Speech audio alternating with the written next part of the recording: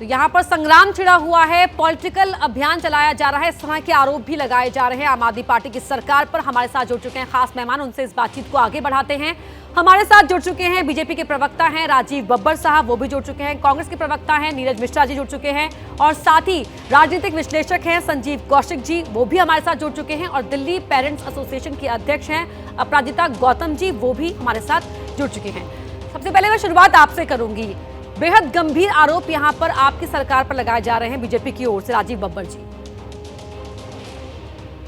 देखिए, ऐसा है कि ये जो कल की जो खबर आई, राष्ट्रीय नगर के एक स्कूल के अंदर कुछ आउटसाइडर्स आए, उन्होंने स्कूल के बच्चों के बेंच लिए, स्कूल के ऊपर दरवाजे पे आई लव मनीष सिसोदिया के बैनर्स लगाए। जब वहाँ के लोकल लोगों ने प्रोटेस्ट किया, उनसे पूछा कि आप ये क्या कर रहे हैं, आपको किसने बोला है, तो उन्होंने कहा जी हमारे को स्थानीय एमएलए ने, अब्दुल रहमान जी ने बोला है, हम उनके लोग हैं।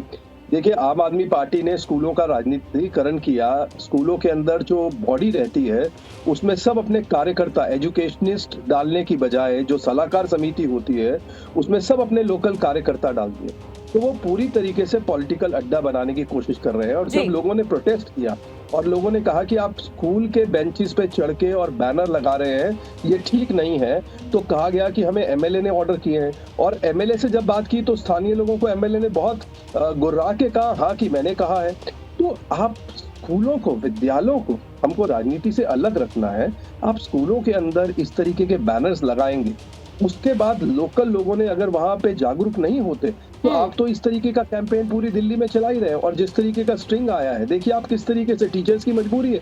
जब एजुकेशन डायरेक्टर फोन करता है तो टीचर बेचारा क्या करेगा, वो बच्चों को पकड़ पकड़ के कह रहा है, और क्योंकि टीचर्स की लैंग्वेज है इसलिए लिखा जा रहा है माननीय मनीष सिसोदिया अंकल, कभी बच्चा ऐसे नहीं लिखता है, तो इस तरीके से लिखवाया जा रहा है। तो ये मुझे लगता है राजनीति का बहुत ही दुरुपयोग स्कूलों में हो रहा है।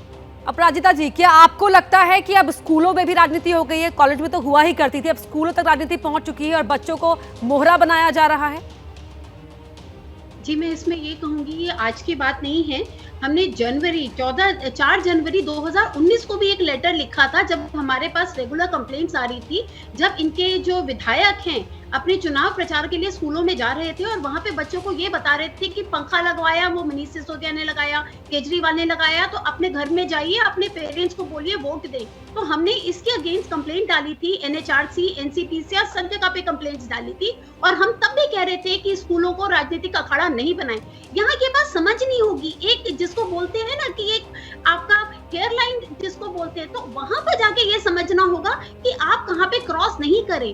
अगर हम स्कूलों की बात करें, स्कूलों के अंदर जहाँ पे मासूम बच्चे हैं जिनका मन बड़ा कोमल होता है, उनको इस राजनीति पे उठाने का कोई मतलब नहीं है। और सबसे बड़ी बात है, अगर दिल्ली सरकार काम कर रही है तो ये उनका कर्तव्य है। अपने बाप दादा की प्रॉपर्टी से वो लाके बच्चों के लिए उत्थान नहीं कर रहे हैं, वो दिल्ली के बजट, जो हम टैक्स पेयर्स का बजट होता है, उससे जाकर। लेकिन जो आपने 2019 में चिट्ठी लिखी थी, जिसका जिक्र आपने अभी किया, उस चिट्ठी के जवाब में क्या हुआ था? जी, चिट्ठी के जवाब में एनसीपीसीआर ने एजुकेशन डायरेक्टर को नोटिस भेजा था, और तब भी हमने कहा था कि दिल्ली के सरकारी स्कूलों में कोई भी ऐसे मुंह उठा के चले जाते हैं। हमने अक्सर देखा विधायक लोग चले जाते हैं अपने 8-10 लोगों के साथ। अब आप देखिए, बच्चों की सुरक्षा, क्या सरकारी स्कूलों में बच्चों की सुरक्षा जीरो है? क्यों कर दिया इन लोगों ने? क्यों सरकारी स्कूल है कोई भी मुंह उठा के चला जाता है, प्राइवेट स्कूलों में घुसने की कोशिश करेंगे ये लोग, गार्ड इमीडिएटली रोक देता है। तो यहाँ हमारा ये प्रश्न था कि जो भी विधायक अपने नेतागढ़ जाते हैं, गार्ड के पास एंट्री क्यों नहीं करवाते हैं?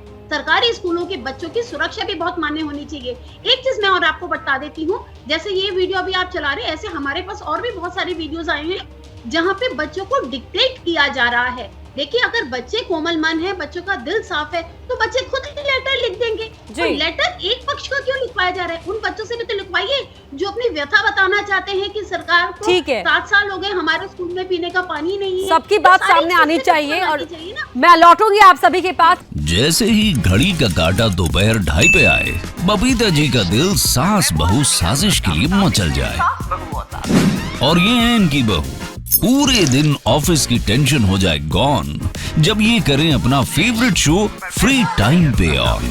इनकी तरह आप भी देखें अपना फेवरेट शो अपने टाइम पर और डाउनलोड कीजिए एबीपी लाइव ऐप अपने स्मार्ट टीवी पर।